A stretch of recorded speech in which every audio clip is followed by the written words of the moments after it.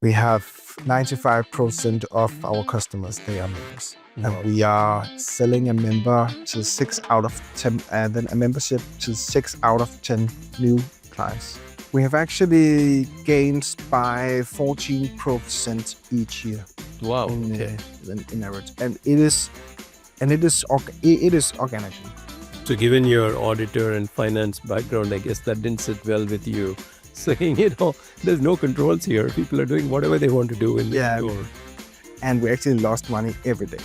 So we had to do something. And we actually got into a Danish system, which could some of it, but still we have no control by campaigns. Zenoti presents Growth Diaries, the fascinating stories behind the best brands in beauty, wellness, and fitness.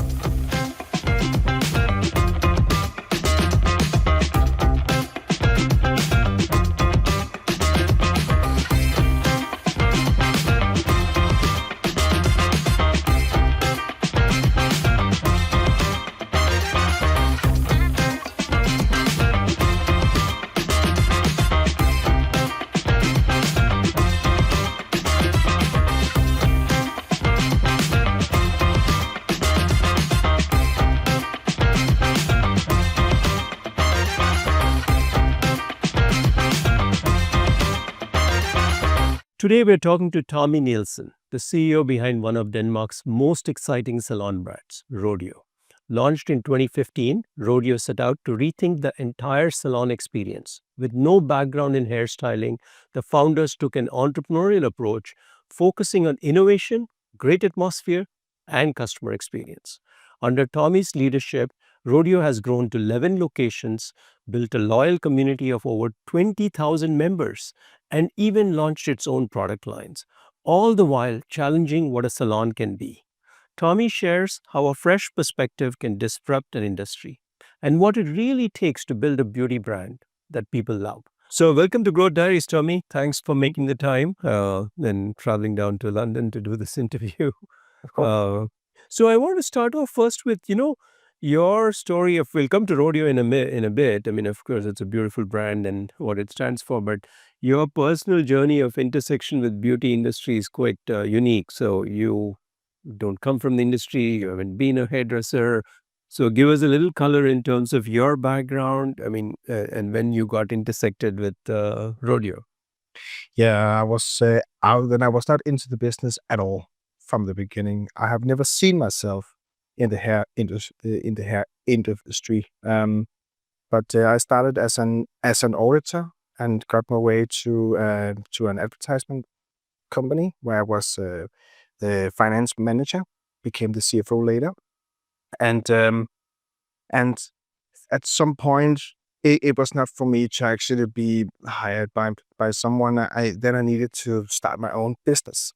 So I started a business where I was consultant for new businesses, primarily the IT business, which has a very heavily increase in their revenue and their technology and their and for the new companies that are getting big quite fast, they don't get into the KPIs and the important figures. So I actually did that in my company, and by some ways I actually met up with the founders of Rodeo.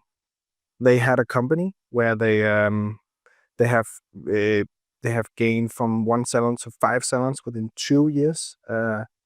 They were all about getting into new innovation, trying to make the hairdresser industry a bit better by Rodeo. And they have just forgot all about the business side. It was all about getting new businesses, getting new salons, adjusting prices, doing discounts, but there are no regular reports about the business side. So it was my start of the journey in Rodeo. Afterwards, I came to be the CEO and partner. Cool. So that was my way into the hair industry. Great. So you started interacting with them from 2017. So they started the business in 2015. grew very fast, a lot of challenges in terms of the business side. Exactly. Yeah. But they were very passionate on the hairdressing and innovation side kind of thing. Exactly. So before we jump into what was the problem since you came, maybe you should frame what is Rodeo Salon, like, what is its, the kind of service and Yeah. what category it represents. Rodeo is a regular hair salon, but we are in the exclusive side. And we are a unisex company. So we provide the services for both men and women. We always had like a barber movement and wanted to actually decorate the salons to be cozy, to be nice to stay at, and not that black and white feeling. We actually made some New York style with some green walls, some steel frames and things. Rodeo actually became a new way of going to the hair dresses. So we just adjusted Rodeo to our mindsets, but in the hair industry. And the customers, they were happy about it. Cool. Yeah. So Rodeo clearly is one of those luxury, high caliber salon chains kind of thing. And of course, I mean, I'll come to it in a bit for everyone that I think it represents a beautiful brand in terms of the things you all have achieved far outpace most other salons that I have worked with. And I have worked with a lot of high quality salon chains. So we'll come to that. So, but when you started off working with Rodeo, what were the top challenges that you had to deal with? Because it seemed like they had 5 salons in 2 years doing very well is one way I would put it, Yeah. So what were their problems? And Then I have to say before getting on that the founding partners are very good businessmen. They were unique due to they had their own knowledge in each way, and so I have a big respect for their work and so on. But the biggest challenge that we had at that moment was the programming.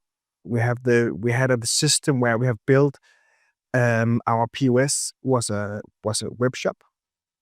And the calendar was just imported from just a simple calendar system, just a simple, and it could not divide into different scenarios. So it would just say then a courier service took 3 hours. Very not efficient. Very little efficient. And the reason why we did the POS as a web shop was that we did a lot of discounts, a lot of campaigns all the time, getting new clients in, getting existing clients that haven't been there for 6 months, getting them back again, so on. So always on campaigns. And no other systems could actually do that. So we have to create our own. But to have our own system and to import another tool to actually do scheduling, it was not good. Then at all. We also ended up having our own app from a third party and so on. So we just had so many things controlling the system, and we cannot do what we wanted to actually. So you had a large investment in IT and technology. We actually had that advantage that one of the partner was very good at IT. Yeah. Right. So we actually built everything, but it still have to be maintained. And it is the biggest issue we've ever had to actually maintain that system that we created. The hairdressers, they get used to being in that system. They create habits at some point, but there were no control. We have no control by campaigns, over discounts, anything. It was always up to the hairdresser to actually say, so what kind of discount do you want? So it was a nightmare sitting in the finance part. Because the discount could go from 10 to 15 to 50% just by that. So we needed a better system. So given your auditor and finance background, I guess that didn't sit well with you, saying, there's no controls here. People are doing whatever they want to do in the store. And we actually lost money every day. So we had to do something. And we actually got into a Danish system, which could some of it, but still we have no control by campaigns. We could not control which clients actually got access to the discount, so they can just go back and forth. So it was a big issue, and we knew that, and we knew that if we had to get on top of this, we needed a better system. We really did. So that's when you went out searching for a system on your own. Like, We actually just searched because the main issue was that we wanted to have data, and we wanted to control the POS. We also had a very good idea of getting it all into one system.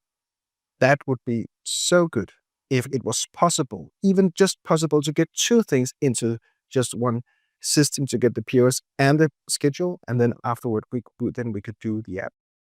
the beauty, wellness, and fitness industries touch our lives like no other industry does. And every brand that has succeeded in this industry has a wonderful story behind it. We have stories that engage, stories that we can learn from, stories that inspire all of us. And I'm here to bring you these stories and introduce you to the wonderful people behind these brands. So if you're enjoying this, do press like and hit the bell icon to subscribe, so you'll be the first to know when a new episode comes in. And then at some point, we ended up with an email from Zenotti. The rest is history. So it was actually not when we didn't know that Zenotti existed because it was not in our region. Yeah. And we have discussed that, but at some point it just ended up here. Cool. Yeah. So actually, usually I don't talk about Zenotti in these things, but systems and processes are important tools and, compliance. So, for you sitting in Denmark to implement Zenotti, which is, we don't have an office there and you would be one of the early people, it would have been a lot more challenging. Maybe you can expand in terms of your staff, and everyone would have been involved with you, and how did you go about getting it to happen? Kind of stuff, I'm definitely sure that once my staff see this interview, they will laugh at this part, because it was a nightmare getting into Zenotti. And I knew that. I knew that we were going into Zenotti. It was an English language system. A few of our employees didn't do English that well, but a lot of habits were very different from what they were used to. In Denmark, there are two other systems for the hairdressers. So either they have one or they have the second. And then we brought something that was that different. It was a nightmare. But I kept on saying to them, it is getting better once we're going into Zenotti. And it's not for the promotion. It was more for saying to them that we are getting into a better system now. Things will work better. All the problems, all the issues we had before, they will be solved now. And it took about 2 years to actually convince them afterwards. Sure. But we are there now. And they actually say that it was better now. It is better. We are doing better. We have increased the revenue. We have increased our salary by getting in. And so it is not due to Zenotti. We also have a lot of data. We have a lot of employees that is working today only with data, but it went well. And we have a support in UK, and they did a good job. Cool. So Great. went well. So coming back to your employees, since you said, things were a bit haphazard, and we talked about, how do you track metrics and performance criteria so that employees understand. It's not that it seemed like it was a well-meaning business with right ideas, great stuff, but you had to put certain metrics and dashboards together to drive the right behavior. Yeah. Do you want to expand on what did you have to do to get staff to have access to the right stuff and right numbers? Yeah, you are correct about getting the transparency from the system out to the salons is very important. It's very important that the employees can actually follow their revenue, can follow their figures, and also have a goal of where they are going. And we gathered some report from the system. We also had some dashboards. But the main issue again was that we did a lot of discounts. We did a lot of campaigns.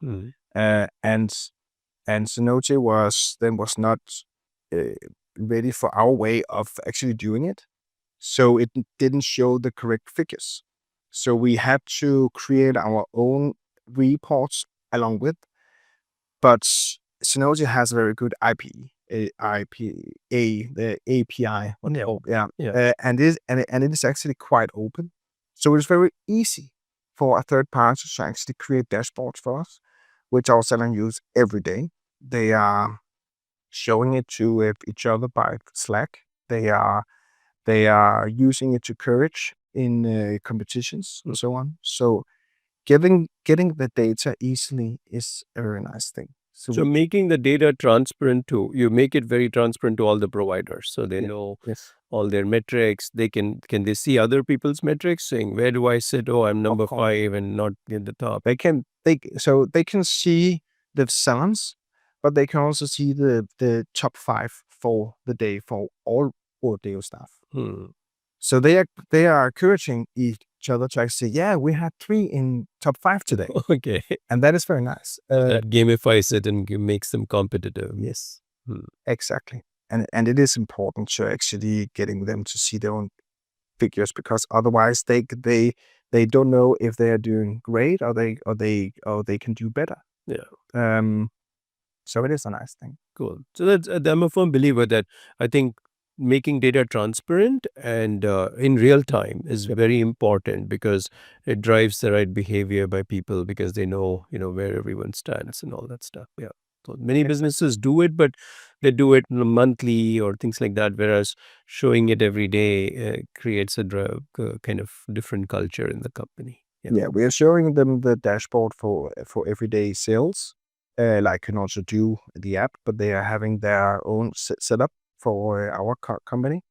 But then we also have every weekly and monthly we have just a report showing the salons how they're doing, what are their goals and the forecast and so on. And in terms of getting new customers from the early days, you said what were the different marketing mediums that you used? I mean, you did mention offers and discounts, etc. But were these sent out? How was it done by the business? We have actually been using very few resources to do marketing early back days. It was just coming in organically, kind of. So we were very lucky then about that. But we used channels like Facebook, Instagram. We did a lot of email marketing, and then we just pushed on channels which you normally don't push on. And it is where customers they are always changing directions, so you have to predict where they are going to all the time. And we have been very lucky on actually getting there before the others.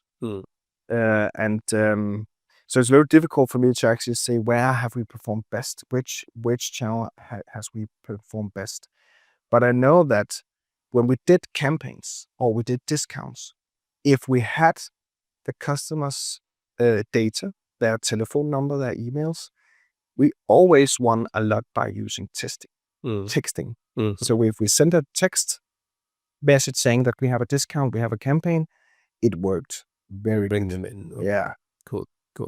And so you have a very successful membership program, and I wanted to talk about that. But then when did you have this from day one? When was the membership program launched, and how has it evolved over time? We had Rodeo friend card, or in Danish it is the vennekort. We had that from the beginning. Okay. And the purpose of the friend card was, or the membership. Let's call it the membership, because that is the best way. Then we had the membership was that you always got 20% off your price, always, and it is still there today. You get a lot of discount benefits of being a member. And from the beginning, you bought your membership, and it was a plastic card you had to bring every time, showing them a number. So it's a monthly fee you pay to have this membership. For now it is, but back then it was just one-time fee. No, okay. And getting into Synology, we actually changed that from one-time fee to getting it into an annual payment. Okay. So all the old customers that bought it from 5 years ago, they have to accept getting into a new membership for an annual payment of the same price of what they actually paid at that time. Okay. And you have 2 tiers of membership or just 1 tier in terms of the friend card? We have 1 tier. We What- have 1 tier. So we have that which give you a discount, and it's the same for everybody. And we have just recently started by having a monthly payment. Monthly option Yeah. as well. Yeah. Cool. Yeah. And, so since you started to now, how has the adoption of this friend card evolved in the sense, what % of your customers are members who come in versus today? Or We have 95% of our customers, they are members. Wow. And we are selling a member to 6 out of 10, and then a membership to 6 out of 10 new clients. Okay. Yeah. So wow, so 6 out of 10 new clients end up saying, okay, I'll buy the friend card. So that's like directly driving retention, because once you buy that, then that means you're going to come back. I'm making an investment in our salon. You are in the club. Yeah. You are in the Rodeo club. And the reason why we call it a friend card is that also due to the salon's the environment, then it needs to be cozy. It needs to be somewhere where you feel welcome. And you feel welcome with your friends. Mm-hmm. So you are here, you know the hairdresser, you know the salons. You can use your membership in all the salons. There are no differences. Cool. So you used to have people pay annual fee for the membership upfront to, get to be a member, not just monthly kind of thing. But what are the benefits? Because it's surprising you get people to pay the whole year's membership fee, because in the US, even paying monthly is something which, is a challenge. They don't get 6 out of 10 is crazy retention levels. I mean, it's unmatched. I've not heard of any salon who can even claim that 6 out of 10 guests come back for a second visit, leave alone about buying a membership. That's like a very high bar. So what makes the membership successful? I'm just curious. What is in it that people will say, yes, I'll sign up kind of thing? When you compare the prices, and you normally say that there are not that big difference. If you buy this membership, you will pay £1 extra, and you'll actually save it for next time. Mm-hmm. So when you go to a new hairdresser, you are even there by a campaign or a discount, or due to you have advised me. Referred you, yes. So the referral part is also a part of it. But being a new customer and getting an upside is something you actually like. And it doesn't matter if you're from Denmark or from US or from UK, you always like the upside. And the membership for Rodeo is an upside. Cool. So a lot of guests, a lot of customers, they actually see it as an upside and say, okay, so by my discount, if I buy it now, then I get a bigger discount than what the cost for the membership is. And then we get the data, and we get the possibility to actually get them back again. Cool. And most of them are getting back to us due to the membership. So I want to frame that to be clear, right? You said 90%, more than 95% of your people who walk in are members into your store. And every new customer walks in, 6 out of 10 do sign up for the membership program. Yes. Now, those are very unmatched numbers really in the industry. And I want to make sure people internalize, because a lot of salon people are very concerned about discounting the service and driving. But I think the kind of vibrancy that the membership can build for your business in terms of predictable cash flow, knowing that customers come back, is huge. And so you, honestly, we haven't seen a business which has that level of membership adoption in the US anywhere, though the US is far ahead of most of other countries in terms of promoting all kinds of membership programs. So, I mean, I'm wondering, like, you're not from the industry, so how maybe that was your benefit, that you could go after numbers which are so high, because I mean, most of our industry, if you go to any of the salon managers and salon sellers, they'll say, hey, you have very good numbers, even with half your numbers, and they won't even try for it, get into your numbers. But maybe that is our benefit of not being in from the industry. And actually, I'm not here to actually take the credit for it. It is really the founding partner Wang and the CMO Mi Schiller that actually are very good at finding new ways to actually make this happen. Because I totally agree. If you go to Salon somewhere and actually expect to get the advice of going into a membership, it will not happen. And we push and we push and we push our employees to understand the meaning of getting into this membership. We have several of meetings every year with all the employees saying that we had a goal of getting 5 out of 10 customers to buy the membership. We actually we delivered 6 out of 10. That is so amazing. Yeah. But we have to put the bar up, because if we just said then we 2 out of 10, then maybe that is the most correct, because that is what you usually see. So if it's good, Yeah. But if they don't know that 5 out of 10 is a lot better, but that is the average, Yeah. then it will work. So the credit also have to go out to the salons, because they are pushing it. And we have created something called Rodeo Big Five, which is our way of getting the hairdressers to do the best service for their clients. And of course, selling the membership is one of the big 5 things that are going. So yeah, definitely 2 out of 10 is what in the US or anywhere else I would say, hey, 2 out of 10 is pretty good kind of stuff. And so as you said, not being from the industry, you could say, hey, I think we should get 5 out of 10. And before you knew it, you were 6 out of 10. So you have numbers which are out of the hit it out of the park. But that's great. Now, in terms of the service itself, you were alluding to it, right? Obviously, people come back because they have to like what they get, because it's a personal service. It's people's hair. If you don't do a great job, it's not going to work. So what does Rodeo do in terms of ensuring that caliber of service and experience inside the salons? And We have the Rodeo Big Five, which is 5 steps of getting a good service. Mm. Yeah. And if the hairdressers, they follow that, the customers get a good service, the hairdresser get a new client, and we get a better revenue. Yeah. So it is quite simple, but it's not simple to have that focus and to get the hairdressers to actually follow that. And I guess if you got to one of our salons, maybe 3 out of 10 hairdressers would follow that, because they're getting into their own way. They are creative people, and they are very, very hardworking people, and I admire them very much. But it is very important that the hairdresser, they like what they do, and the energy in the salon is good. So if they're not good friends, and if they have a bad manager or something like that, you can feel it, and then the customer, they will not come back.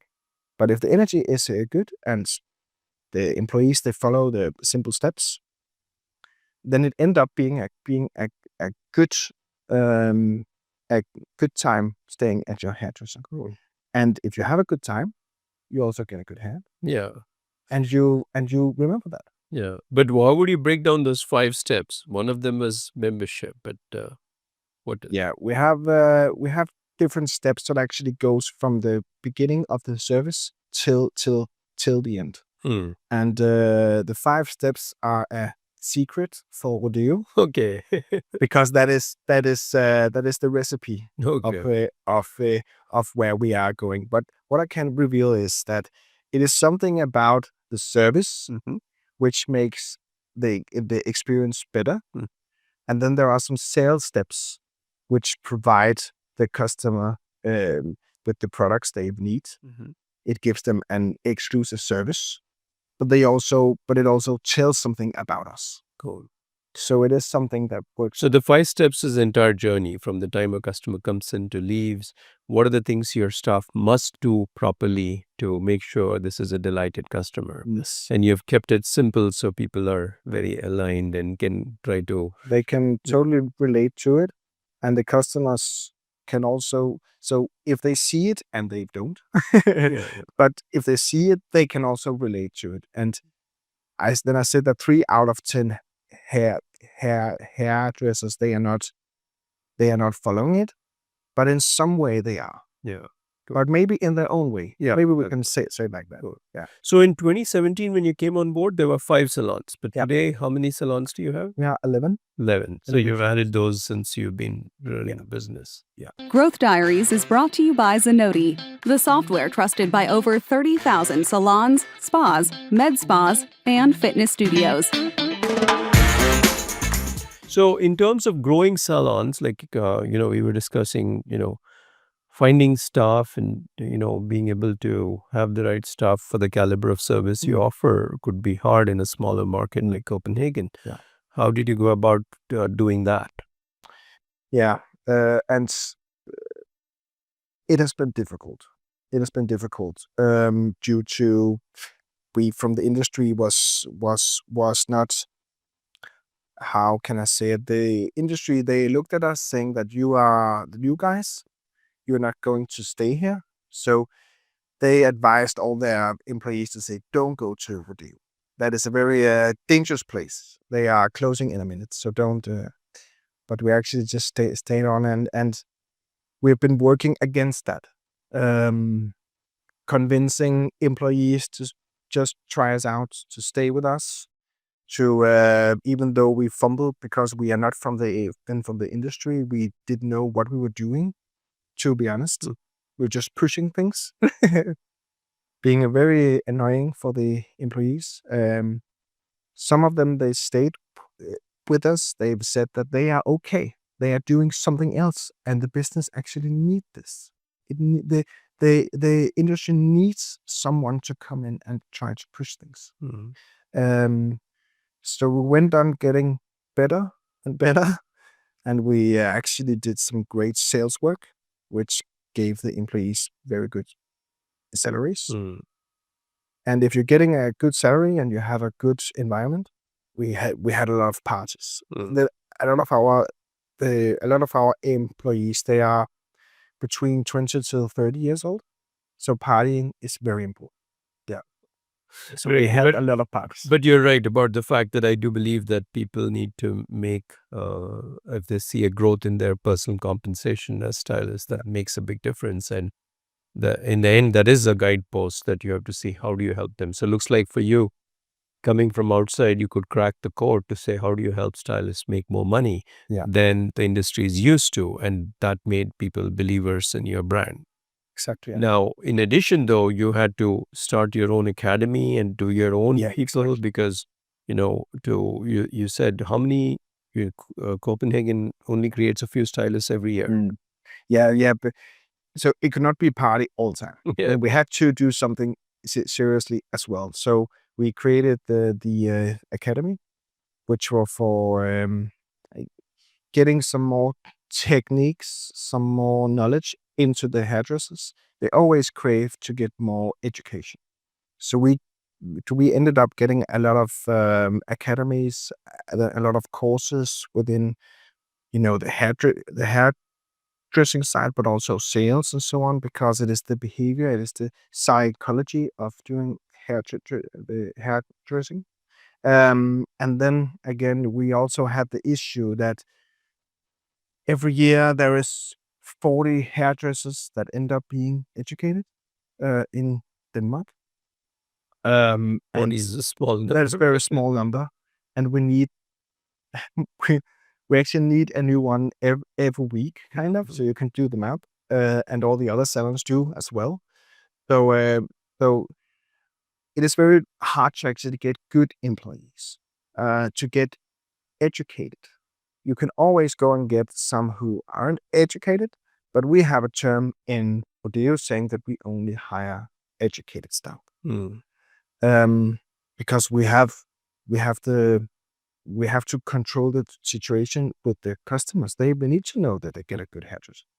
So we created the academy, and the focus from the beginning was actually to do courses for the hairdressers, but ended up being for the trainees.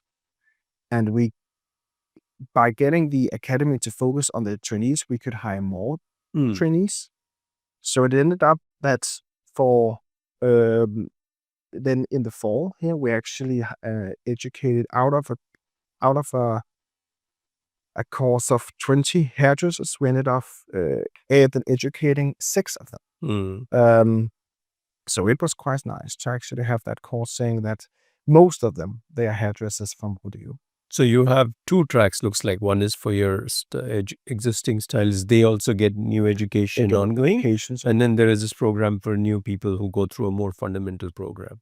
Yeah, and they're actually getting, normally in Denmark, I don't know then how it is elsewhere, but normally in Denmark, the trainees are not going to get real clients until they are on their fourth semester or something. Cool. So and in Rodeo, they are from the first year actually getting clients. Cool. So they are not just left with clients, but we are building them up in small steps. So by the 3rd year, and they are graduate by the 4th year.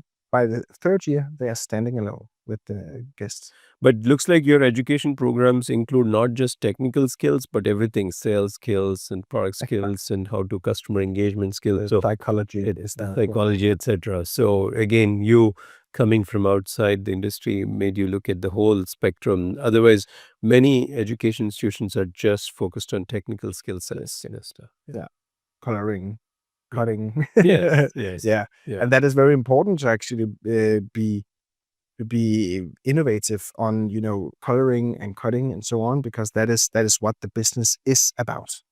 Cutting, coloring, and so on. But it is important to actually look at some other things that is pure business, because they are selling every minute. They are selling themselves. They are selling the services. They are selling the environment. So it is quite important. And when it came to products as well, you have some partnerships, or you built your own products. Can you expand on what did you do with product line in retail? Partnerships. We have some good partnerships. And for a year ago, we tried with our own line of products, and it didn't go that well. We were aware of that, but we had it in our plans, having our own products. So you built your own products? We at some point, yeah. You did try to launch your own product. Yeah, and we did only on the male side. Yeah. So it was a simple line of shampoos, some washes, and some styling products. Okay. So simple line. But you didn't expand into that. You went back to being more partnering with people in the industry. Yeah, we have gathered with some good, well-known partnerships with some good brands, and that is good enough. Okay. Yeah. And these are brands in Denmark, or? No, this is international brands. Okay. Yeah. Okay. Cool. Again, then it don't have to be unique. So it has to be something that the customers know about. So if it's something unique, then you have the employees always wanted to focus on telling your guests, your clients, what kind of unique product this is. And it is taking time away of all the other stuff. Cool. And how important has product in retail been in your business? What percentage? Or it has not been that important. It's not been that important. We are struggling with the percentage of 6 to 8% of our total revenue comes from products. So we are not having that as a big focus. We are focusing on getting an increase on sales of services, getting add-ons into it, getting a bigger number in the spend per hour and so on. Okay. Yeah. And in terms of growth, outside of the growth of the salons, like how have your salons grown? Like, you don't need to give in absolute numbers, but in terms of percentage or whatever, over the last 10 years, like they had a certain footprint, or a typical salon makes $100,000, or how has it evolved? We have actually gained by 14% each year. Wow. in Okay. in average, and it is it is organically. We have then of course we have done some marketing. Mhm. There's only 1 year ago that we hired full-time staff Mm. in the marketing. Okay. Um, so yeah, it's just been organically Okay. increasing. So that's then you would attribute that to what? Service quality, your 5-step program of how business has been growing. And that Yeah. means your staff is also making more money along the way if you're making 14% more. Yeah. And that's far more than what the industry has been growing at. So you Yeah. have been able to grow the general format of your business quite a bit in terms of size and scale. Yeah, but it is not due to when I got into the business, we were 5 salons. Now we are 11, Mm. and it is not our focus part is not to have a big number of salons. Mhm. The most important thing here is to do the efficiency, to be more efficient by each client, to get the employees to understand that you need to be efficient.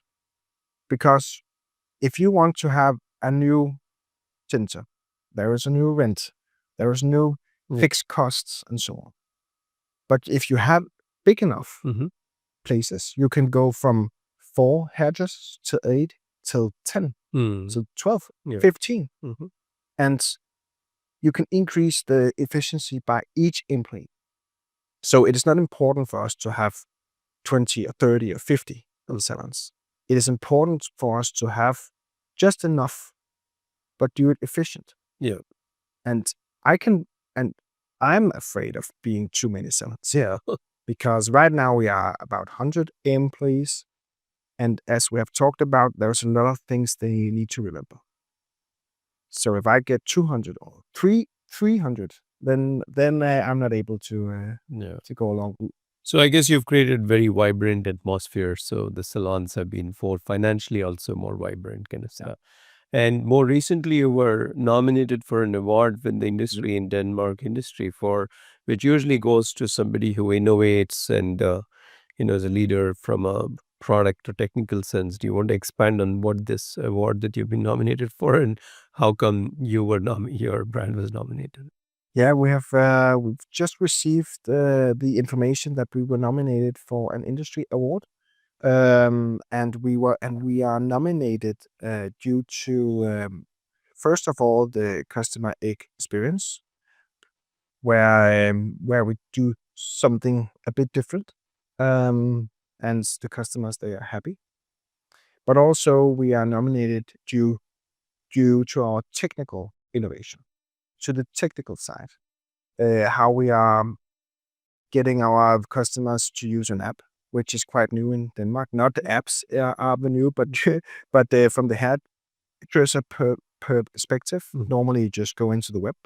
But by using an app and you get some benefits of being a member, and it is all combined, it is a quite big thing. And we are proud to be nominated, even though we may not win, but we expect that we do. Yeah. But we hope so.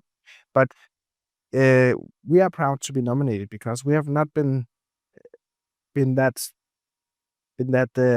what can I say? The industry has been hard for us. They have been hard on us. We were in it earlier, saying that they are gone by a minute or so. But it is nice to actually be recognized and to be acknowledged for our way of pushing this industry into a better direction. Yeah. And we can see from the last 2 years that other companies that copy us Yeah. are gaining quite rapidly. And it is nice. Also a bit concerning, but it is nice. Yeah. We are still far ahead.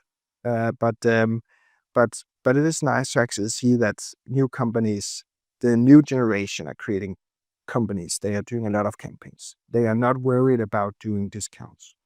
They are asking their clients to get more and more data. They are saying you have to. So if you want to be a part of this, you have to submit to a membership and so on. So it is quite nice to actually see that we have done something for the Cool. All the best with the award. I'm sure you're a top contender. That's why you were nominated. But and also it must be quite redeeming, as you said, because most of the industry didn't believe in you, and then here you are. Like, now they have to look at you and see what are the best practices they can learn from you. We hope so.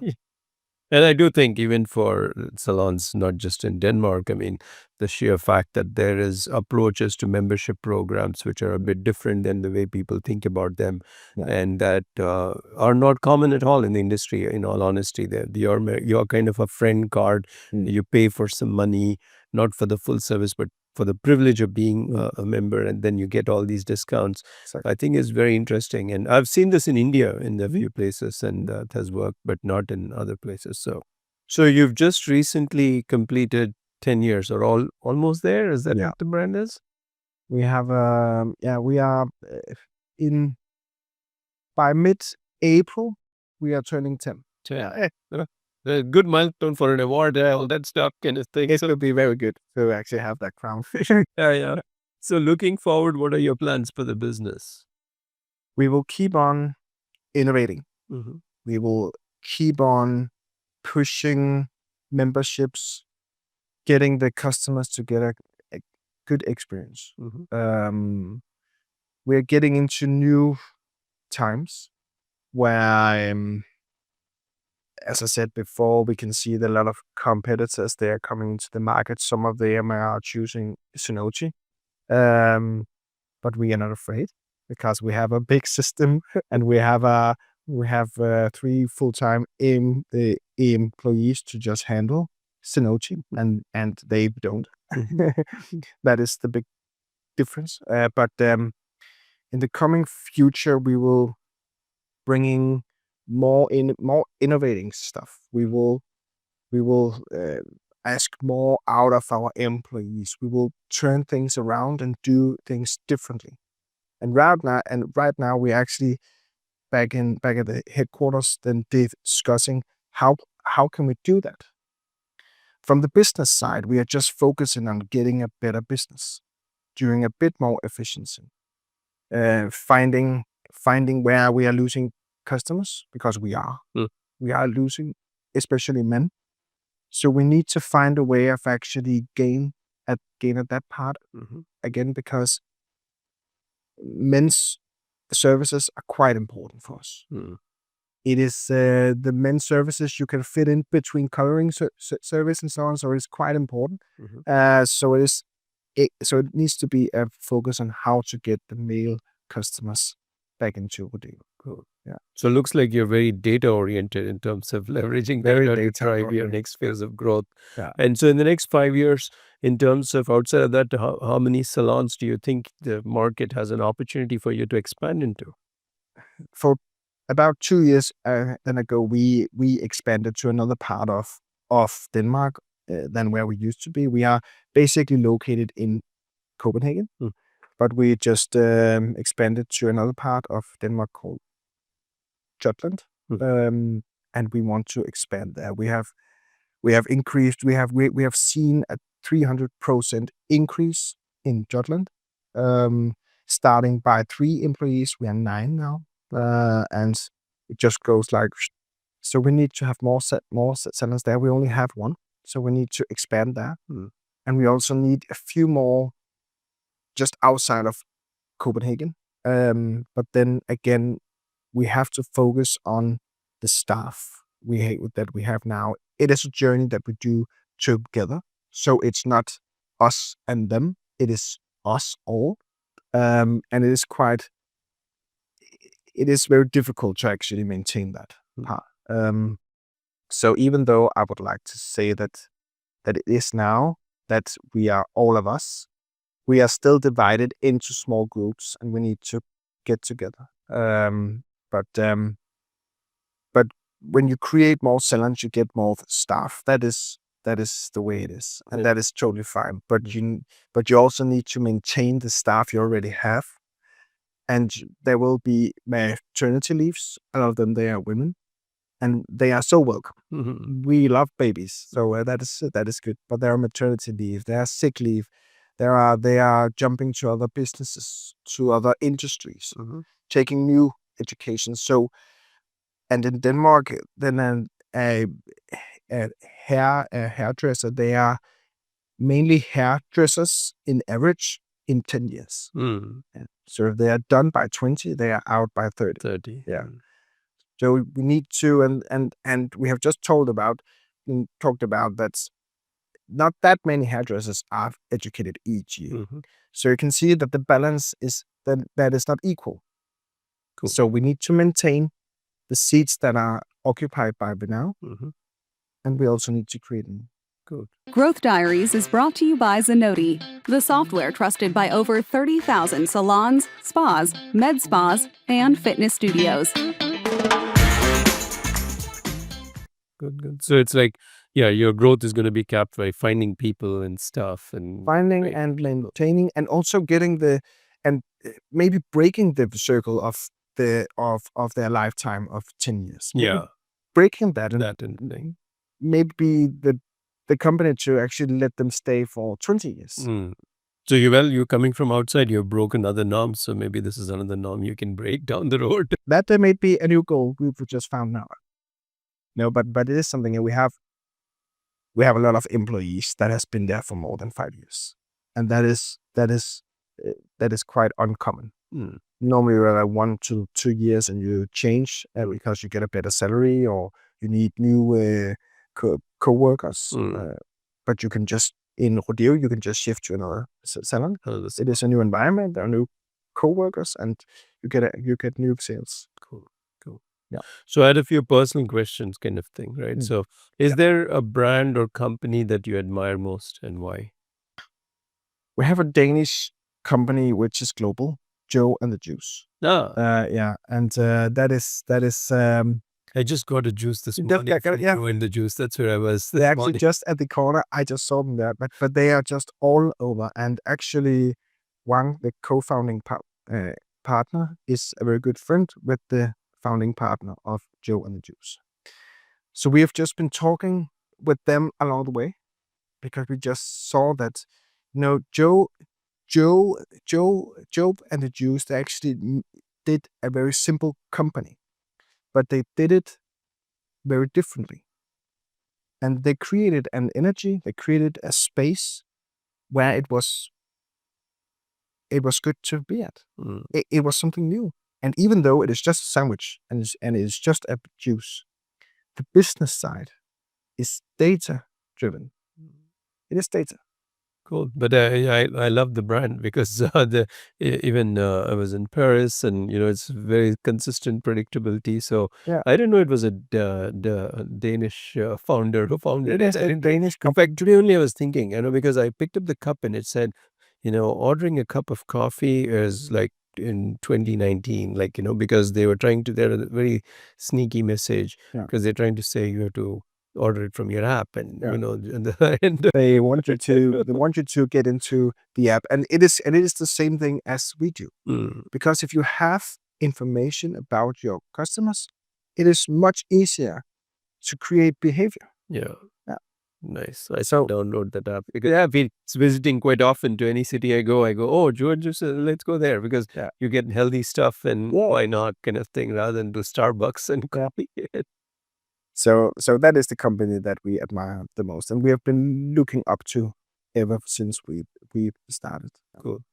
Looking back, as you've been involved with, it's only with Rodeo, would you do anything different? I mean, if you look back, a lot of things.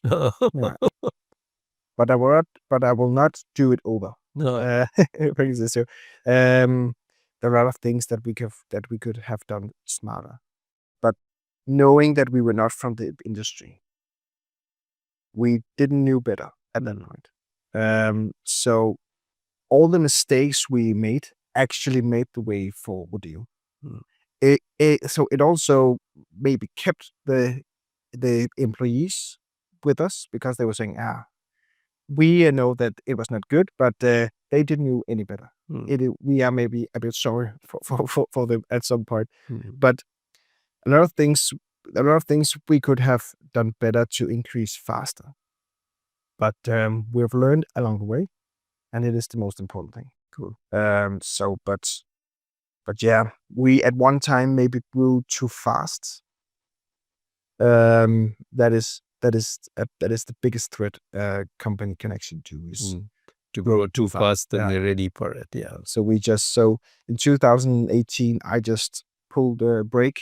So stop. We're not doing any more new salons until next year, and then COVID came. Of course. But yes. but you know that we just pulled the plug, and it was nice for everybody. Yeah. So this is such a people business in terms of connections and being, connecting with people, whether it's your employees and your customers, and you can be pretty engrossed in the numbers and the business model and the processes. But what do you do to take time out and for your own personal well-being? Yeah. I have a family with 2 kids and a wife, and we do stuff together. I am coaching my oldest son on his soccer team, and for the younger son, we're just playing in the garden. And in my personal, I like to jog, to run, and travel. Cool. So it is where I just find my time, but I also enjoy work. Oh, yeah. I've seen running as a very common running and cycling as two things which I think they're individual things where you can do at your own time and energy, but they get you disconnected from work and focus on that kind of stuff. But, Yeah, running, you can just put some music in your ears and you can just run. But for my side, I'll go about 5 minutes and then I'll go just thinking work. Yeah. Okay. Well, there was a new idea coming up and so on. But it is nice to be on your own at some point. It is where I just getting new batteries. It is being on my own. Cool. At some point. Yeah. And how old are your kids, if I may ask? I have Adam, he is 4, and Oliver, he is 9. Nice. So they are small kids there. It's a sweet age where you can enjoy the time with them right now, because once they grow up to be teenagers, they're not going to be listening to you. So this is the time to make the time for them, kind of thing. So yeah, given that you've entered the space and with all the finance and business background and being part of the industry, if someone were trying to start in this industry, a new company, who's from whether it's hair or skin, any advice for such a new entrepreneur? Yeah. First of all, you need to just keep things simple. Just keep it simple. That is, every time we have just got into a trap of some point, it was due to we didn't keep it simple. And just to only do what you understand. So if you go out into a business that you really don't understand, then it's maybe not good. It will not end up being good. Rodeo just ended up being good due to the partners within Rodeo are very good at each thing.